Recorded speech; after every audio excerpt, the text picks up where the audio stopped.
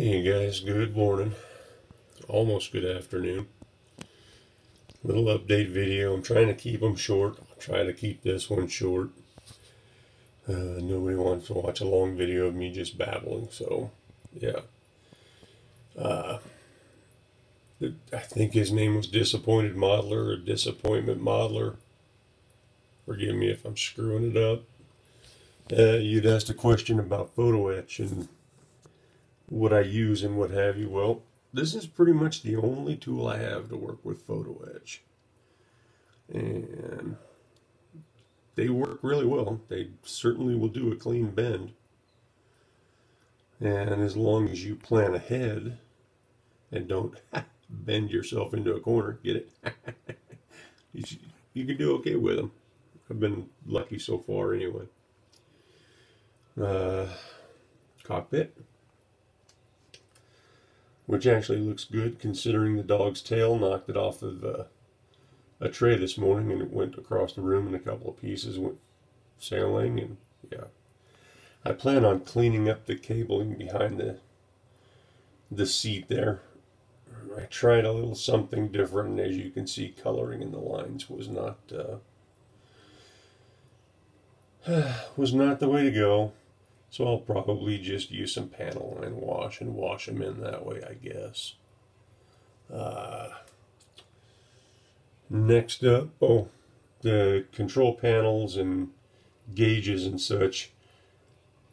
I'm currently looking for some acetate that I can cut down to size and paint probably green and orange. I'll be using the clear stuff. That way a lot of light should shine through it. I figure if I go green and use a dark Sharpie to kind of color in some map type of details, it'll be tiny, but it might actually show with a green LED behind it or a white LED. Green might be too much green and make it too dark. But that'll be up to me to figure out. The engines in this kit are really detailed, and I've even added a couple of piping and such because one side of the fuselage, it's not made to be open and show the motor, but I believe I've seen a kit where that was done and it looks nice.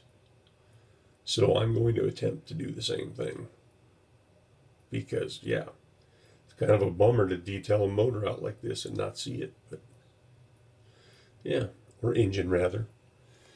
You've got the where'd it go? God darn it, it's here in the picture somewhere. The Vulcan gun, which there again the temperature change on the barrels was just the Tamiya burnt red, and of course on the jet engine, it was the blue and red. So, yeah. What else have I run into? Oh, I did forget to primer some parts. And unfortunately, when I painted them, some of these Venture, I don't even know what you'd call them. I wanted to call them a Venturi plate, but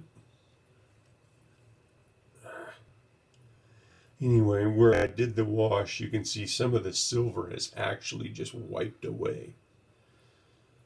So I'm not sure what I'm going to do there. You can see it in this one to the right. I don't know. Get a paper towel out and maybe just, since they're fairly smooth, wipe as much of the paint off, sand it down, and you'll have to wait to get redone because I've got primer on the way. As long as some photo etch, some more paints that I needed, and I do believe Wednesday I've got some more parts orders that I'll be sending in. I'm going to try doing some different LEDs. I've shown you the micros, but I also bought some of these bad boys. And I'm trying to tell by the By the look of them, I'm guessing it's a mixture of the 5 and 3 millimeter. And the nice part about this kit for, I think it was $10, it actually came with the resistors. Just a bunch of resistors. So, yeah, a little bit of wire is not a big cost. So yeah, Amazon for your LED lights, I would say, is the way to go. I did. What are these batteries? These are 6 volts. I powered on some of those button LEDs with a 6-volt battery, and it actually got warm, but that was without the resistor. So a little too much juice there. And I wouldn't try that in a model. It would probably melt a hole right into it.